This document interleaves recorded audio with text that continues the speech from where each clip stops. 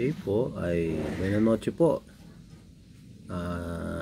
Inulit ko po yung pagkukuha kasi nalalabuan ako. So, yung ating formula, power law is equal to P is equal to I over E. So, pinag-multiply po natin yung left hand side ng 1 over I, tsaka yung right hand side po ng 1 over I. Ang mangyayari po, makakancel yung I. So, P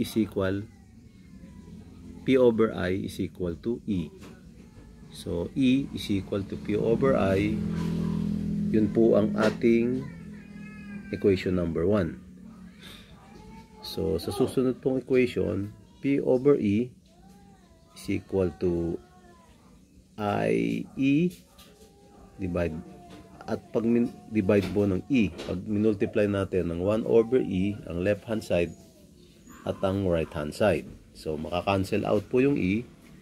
Ang resultant equation natin is I is equal to P over E bilang equation number 2.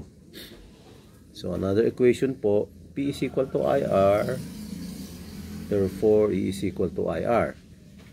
So, pag sinubstitute natin yung E, dun sa E sa power equation, ang lalabas po, I is equal to I times IR po.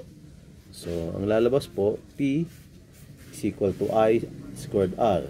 So, pag minultiply po natin ito ng 1 over R sa left hand side ng equation at 1 over R sa right hand side ng equation, ang mangyayari po, I squared is equal to P over R. So, ang resultant equation natin as equation number 3 ay square root of P over R.